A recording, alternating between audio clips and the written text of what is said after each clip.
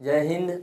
संसाधनों अब कई प्रकार की होती है। हम आप लोगों को बताए थे कि हम आप लोगों को बताए थे कि खनिज में कौन से संसाधन आएगी, प्राकृतिक में कौन से संसाधन आएगी, साथ ही साथ मानव निर्मित में कौन कौन से संसाधन आएगी।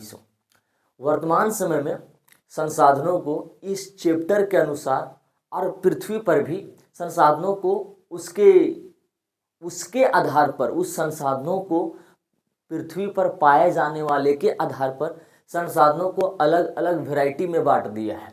तो सबसे पहले इसमें संसाधनों जो हैं धरती पे, जितने भी संसाधन, उस सारे संसाधन धरती पे जन्म कैसे लिए हैं, आखिर आए कहाँ से।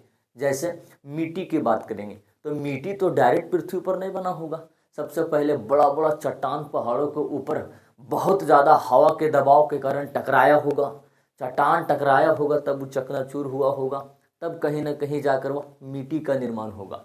उस तरह से संसाधनों को उसको पृथ्वी पर पाए जाने वाले के आधार पर संसाधनों को कई भागों में बांट दिया गया है, जो हम लोग पढ़ेंगे इसमें कि संसाधनों को कितने भागों में बांट दिया गया है।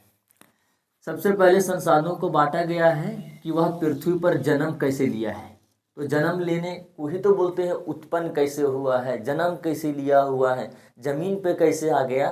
तो संसाधनों को सबसे पहला भाग बांटा गया है कि जन्म के आधार पर, कि उत्पत्ति कैसे हुआ है, मतलब उत्पत्ति के आधार पर, उत्पत्ति के आधार पर कि पृथ्वी पर संसाधन जन्म कैसे लिया है।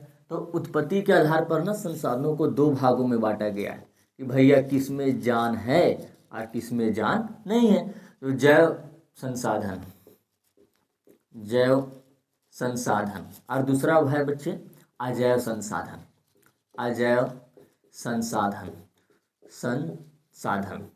उत्पत्ति के आधार पर संसाधनों को कितने भागों में बांटा गया है? दो। मेरे साथ में बोलिएगा, उत्पत्ति के आधार पर संसाधनों को कितने भागों में बांटा गया है? दो भागों में बांटा गया है। कौन कौन? जैव संसाधन और अजैव संसाधन। उत्पत्ति के आधार पर संसाधनों को कितने भागों में बांटा गया है? दो भागों में बांटा गया है। पहला जैव संसाधन संसाधन, हाँ, और दूसरा अजैव संसाधन। अब जरा सोचो, कोई चीज़ उत्पन्न हुआ, जैसे हम ही लोग पृथ्वी पर जन्म हुआ हम लोगों को, तो जन्म हुआ तो उसके बाद क्या हुआ? क्या हुआ? हम लोग को डायरेक्ट बड़का हो गए? नहीं, पहले हमारे शरीर में अंदर विकसित, खाना कुछ खाएं तब जाकर हम विकसित हुए, विकास किए। तो कहीं ना कहीं उत्पत्ति हुआ, जन्म हुआ, फिर धीरे धीरे हम विकास करेंगे। तो भैया उत्पत्ति के बाद विकास के आधार पर, विकास के आधार पर फिर अलग अलग भागों में बांटा गया है। विकास के आधार पर सबसे पहला जो संसाधन आ रही थी, उस संसाधन का नाम था संभावी संसाधन, संभावी संसाधन। अच्छा, इस सा का मतलब समझ जाइएगा, संसाधन लिख देते तुम लोग, कम खतरा नहीं है। संभावी संसाधन। दूसरा है विकसित भंडार, विकसित भंडार, विकसित भंडार। और तीसरा है संचित कोष, संचित कोष। ये है विकास के आधार पर संसाधनों को हम लोग तीन भागों में बांटे हैं। विकास के आधार पर संसाधनों को कितने भागों में बांटे? तीन भागों में बांटे।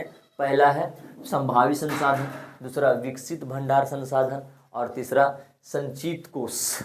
कितने भागों में बांटे? विकास के आधार पर संसाधनों को कितने भागों में बांटे हैं? दो भागों में बांटे हैं। विकास के आधार पर संसाधनों को कितने भागों में बांटे हैं? तो दो भागों में बांटे हैं। कौन कौन भागों में बांटे हैं? संभावी संसाधन, विकसित भंडार और संचित कोष। सीरियल नंबर से जा रहे हैं। पहले पृथ्वी पर उसका उत्पत्ति होगा, फिर वह विकास करेगा, फिर क्या करेगा जरा बताओ? विकास के बाद क्या करेगा? कौन कौन से विकास के आधार पर संसाधन कितने हैं? तीन प्रकार के। कौन कौन है भैया? तो पहला है विकसित संसाधन, पहला है संभावी संसाधन, दूसरा है विकसित भंडार, और तीसरा है संचित कोष। उसके बाद जरा सोचो, जब पृथ्वी पर कोई संसाधन उत्पन्न हो जाएगा, जन्म ले लेगा, तो उसके अंदर विकास करेगा। विकास के बाद क्या करेंगे?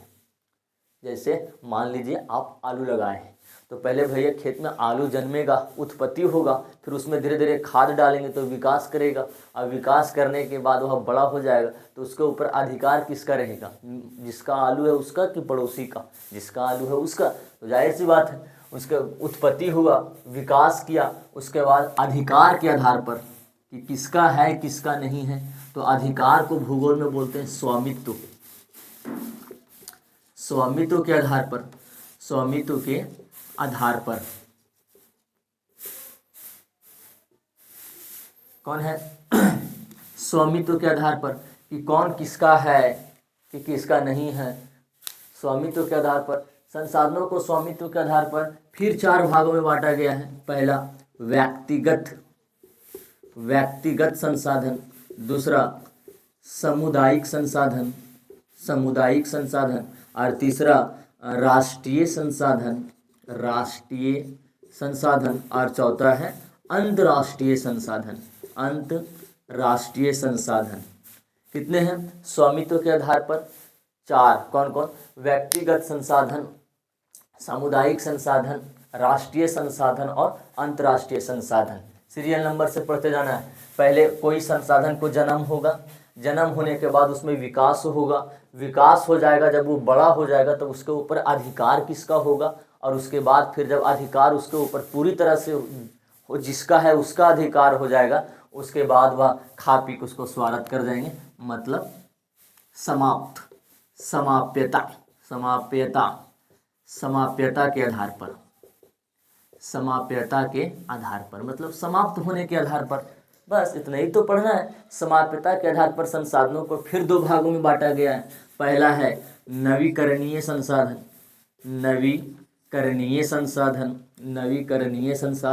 और दूसरा है अनवीकरणीय संसाधन। बस इतना ही तो पढ़ना है, यही तो पढ़ना है हम लोगों को। इस चैप्टर में इतना ही चीज़ पढ़ना है हम लोगों को, संसाधन एवं विकास में।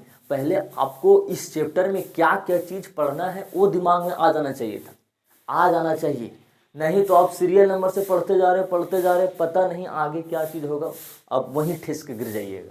इसलिए आपको इस चैप्टर में क्या क्या चीज़ पढ़ना है वो आपको पहले पता होना चाहिए। तो ज़रा देख लो, हम इस चैप्टर में आपको क्या क्या पढ़ाएं। संसाधन के बारे में पहले पृथ्वी के बारे में पढ़ाएं। पृथ्वी के बीचों बीच रेखा विषुवत रेखा, ऊपर वाला उत्तरी गोलार्ध, नीचे वाला दक्षिणी गोलार्ध। उत्तरी गोलार्ध में हमारा भारत स्थित है। उत्तरी गोलार्ध में एक रेखा है विषुवत रेखा के समांतर कर्क रेखा, और नीचे में है दक्षिणी गोलार्ध में विषुवत रेखा के समांतर एक रेखा जिसे मकर रेखा कह रहे थे। भाई ये हमारा भारत, हमारा प्यारा सा भारत कर्क रेखा भारत के 8 राज्यों से होकर गुजरता है। कौन कौन सा?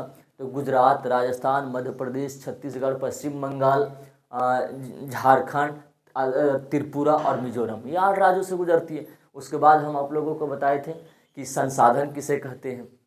उसके बाद बताए थे संसाधन को कितने भागों में बांटा गया है, प्राकृतिक संसाधन, मानव निर्मित संसाधन और खनिज संसाधन। तीनों के बीच में अंतर बताए थे। उसके बाद फिर बता रहे कि संसाधनों को उसको जन्म के आधार पर कितने भागों में बांटा गया है। जब वो जन्म ले लेगा भैया तो वह विकास करेगा, जन्म लेगा तो खाना उना खाएगा, विकास करेगा। विकास के आधार पर जब वो बड़ा हो जाएगा तो उस संसाधन के ऊपर किसके ऊपर अधिकार रहेगा, स्वामित्व के आधार पर। उसके बाद वो जब बड़ा हो जाएगा, अधिकार जिसका है वो उसके ऊपर हावी कर जाएगा। उसके बाद वो फिर बड़ा होकर ख़त्म हो जाएगा, मतलब मर जाएगा, समाप्त हो जाएगा, तो समाप्यता के आधार पर सीखेंगे। यही तो पढ़े। कौन कौन सा? फिर से बोलो मेरे साथ में। उत्पत्ति के आधार पर संसाधन कितने भागों में बांटा गया है? जल्दी बोलो। उत्पत्ति के आधार पर संसाधन कितने? मेरे साथ में बोलते जाना है। हम आपको क्वेश्चन पूछते हैं और आप लोग इसको बताते जाइएगा। चलिए, रेडी है सब लोग? चलिए एक बार हम ही बता देते हैं कि कितने कितने हैं। सो उसके बाद ध्यान से सुनिए और पूरा मेरे साथ में रिवीजन करते चलिएगा। बताओ, उत्पत्ति के आधार पर संसाधन 2 भागों में है। पहला जैव संसाधन, अजैव संसाधन। उसके बाद जब उत्पत्ति हो जाएगा फिर उस विकास करेगा, तो विकास के आधार पर फिर संसाधनों को कितने भागों में बांटे? 3 भागों में। संभावी संसाधन, विकसित भंडार और संचित कोष। संभावी संसाधन, विकसित भंडार, संचित कोष। संभावी संसाधन, विकसित भंडार और संचित कोष। उसके बाद जब वह विकास कर जाएगा, विकास करने के बाद फिर उस संसाधन के ऊपर अधिकार किसका रहेगा? स्वामित्व के आधार पर। तो स्वामित्व के आधार पर संसाधनों को 4 भागों में बांटे। कौन कौन सा? सबसे पहला है भैया कौन? व्यक्तिगत संसाधन, दूसरा है सामुदायिक संसाधन, तीसरा है राष्ट्रीय संसाधन और चौथा है अंतर्राष्ट्रीय संसाधन। उसके बाद जब वो बड़ा हो जाएगा, अधिकार भी प्राप्त हो जाएगा उस संसाधन के ऊपर किसी व्यक्ति का, उसके बाद वो खत्म हो जाएगा, मर जाएगा, मिट जाएगा, समाप्त हो जाएगा। तो समाप्यता के आधार पर संसाधनों को फिर दो भागों में बांटे, कौन कौन सा, नवीकरणीय संसाधन और अनवीकरणीय संसाधन। इतना दिमाग में आपको याद ही रखना है। चलिए बोलो मेरे साथ, बोलो, रेडी है सब लोग? सब लोग को रेडी रहना है। तो देख रहे मार्कर, ये मार्कर ऐसे चल जाएगा, ऐसे चल जाएगा, इसलिए मेरा ध्यान से चलो मेरे साथ में बोलो। उत्पत्ति के आधार पर संसाधन कितने भागों में है? जल्दी बोलो। उत्पत्ति के आधार पर संसाधन कितने भागों में? जल्दी बोलो, पिटाई भी होगी। उत्पत्ति के आधार पर, फास्ट, वेरी गुड। उत्पत्ति के आधार पर कितना संसाधन है? नवीकरणीय और अनवीकरणीय। वाह रे बंधा वाह, ये लड़का लोग ही गलती बोल सकता है, क्योंकि मेरी महान लोग फिर गलती बोलती नहीं है। ये बकलोल लड़का लोग गलत बोल दिया। उत्पत्ति के आधार पर नवीकरणीय है, गधा कौन है? जैव और अजैव है। हाँ वेरी गुड।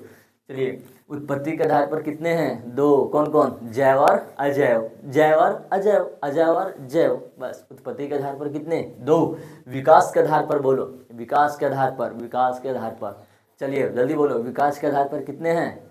विकास के आधार पर बोलो, विकास के आधार पर चार है। नहीं, वाह रे गधा वाह, एक नंबर सही जवाब। 7 करोड़ मिलेगा, 7 करोड़। विकास के आधार पर 4 बोल दिया है उधर। विकास के आधार पर कितने जरा बोलो, वाह रे गधा 7 करोड़ मिल गया तुम लोगों को। विकास के आधार पर 3 है, संभावित संसाधन, विकसित संसाधन और संचित भंडार। कितने हैं? 3। विकास के आधार पर कितने? 3। कौन कौन? विकसित संसाधन और क्या, हाँ, संभावित संसाधन, विकसित संसाधन और संचित कोष। विकसित भंडार को ही बोलते हैं या विकसित संसाधन भी बोल सकते हैं। स्वामित्व के आधार पर बोलो लड़का लोग, पहले बोलो, दोनों बोलो, कितना है स्वामित्व के आधार पर? कितने? अरे बकलोल कहीं का, स्वामित्व के आधार पर 4 है रे। देखो अच्छा से, स्वामित्व के आधार पर कितना है? 4 ही है। लड़का लोग कितने ऐसे बच्चे आप लोग देख रहे होंगे तो आप लोग को लगता होगा अरे 4 है, हम बोल दिए ना 4 है, 4 ही है रे। तो तुम लोग को देखते हो अरे कहीं गलती तो नहीं बता दिए सर? 4 ही है। कौन कौन सा बोलो? व्यक्तिगत संसाधन, सामुदायिक संसाधन, राष्ट्रीय संसाधन और अंतर्राष्ट्रीय संसाधन। ये हम लोगों को ये एकदम निचोड़ के आ रहा है, एकदम रस। अब इसके बाद भूलना नहीं है। उसके बाद समाप्त होगा, समाप्त, समाप्यता, समाप्त को ही बोल दिया समाप्यता है, हम समाप्त बोलेंगे। जाओ, हमको नहीं मतलब है, हमको समाप्यता नहीं बोलने आता है, समाप्त बोलेंगे। धरती पर से ऊपरे चल गए, ये भी बोलेंगे। तो समाप्यता के आधार पर संसाधन कितने? 2 प्रकार से। कौन कौन सा? नवीकरणीय, अनवीकरणीय संसाधन, नवीकरणीय, अनवीकरणीय संसाधन। चलिए हम लोग क्या क्या चीज पढ़े हैं आज? उत्पत्ति के आधार पर संसाधन कितने? 2। उत्पत्ति के आधार पर संसाधन कितने? 2। कौन कौन? जैव संसाधन, अजैव संसाधन। और विकसित के आधार पर संसाधन कितने? विकास के आधार पर संसाधन कितने? 3। कौन कौन? विकसित संसाधन, सॉरी, विकसित के आधार पर संसाधन कितने? तो 3। कौन कौन सा भैया? सबसे पहला संभावित संसाधन, विकसित भंडार, संचित कोष। उसके बाद स्वामित्व के आधार पर कितने? अधिकार, अधिकार 4। कौन कौन सा? व्यक्तिगत संसाधन और व्यक्तिगत संसाधन, सामुदायिक संसाधन, राष्ट्रीय संसाधन और अंतर्राष्ट्रीय संसाधन। उसके बाद था उधर मर जाएगा, समाप्त हो जाएगा। समाप्यता के आधार पर संसाधन कितने? 2। नवीकरणीय और अनवीकरणीय संसाधन। जब हम कल इसको नेक्स्ट पार्ट लेकर आएंगे संसाधन एवं विकास का, तब आपको इसको पूरा कंप्लीट याद होनी चाहिए, नहीं तो बहुत पिटाई होगी। ईमानदारी से पढ़ते रही, बहुत मज़ा आएगा। भूगोल है ना, बहुत मज़ा आएगा पढ़ने में। इसलिए आशा है कि आप भी ईमानदारी से पढ़ रहे हैं। इसलिए मैं भी दुआ करता हूँ कि आपको ये सब पूरा समझ में आ गया होगा। समझना क्या, याद रटना था, तो इसमें समझना क्या है, ये आपको रटना है। कल इसको समझाएंगे पूरा एकदम डिटेल कि जैव संसाधन किसको कहते हैं, वैसे संसाधन जिसमें जीवन पाया जाता है। अजैव संसाधन किसको कहते हैं, वैसे संसाधन जिसमें जीवन नहीं पाया जाता है। संभावित संसाधन, विकसित भंडार, संचित कोष, व्यक्तिगत, सब पूरा डिटेल करके बताएंगे हम। एक जरा सा डाउट नहीं बचने देंगे। लेकिन ये है कि आपको भी ईमानदारी से पढ़ना पड़ेगा। क्यों? मेहनत नहीं करेंगे तो फिर आपको कुछ नहीं होने वाला है। एकदम दिल दिमाग किताब के ऊपर बस, बाकी दुनिया क्या है उससे हमको कोई मतलब नहीं है। हमको मेन फोकस अपने पढ़ाई पे होना चाहिए। हम और आप सही है तो दुनिया का कोई ऐसा चीज़ नहीं है जो हमारे दोनों का बंधन तोड़ सके। लेकिन आपको और हमको सही रहना पड़ेगा, तब तो कहीं ना कहीं जाकर ये चीज़ हम लोग हासिल करेंगे। अच्छा हो, नहीं तो फिर बुरी चीज़ को पाने के लिए पूरी दुनिया आपके साथ है। सही चीज़ और सही दिशा दिखाने के लिए मात्र 3 लोग, माता पिता और गुरुजी, बस इसके अलावा कोई नहीं। तो ये आशा है कि आप यहाँ तक सीख गए होंगे। धन्यवाद।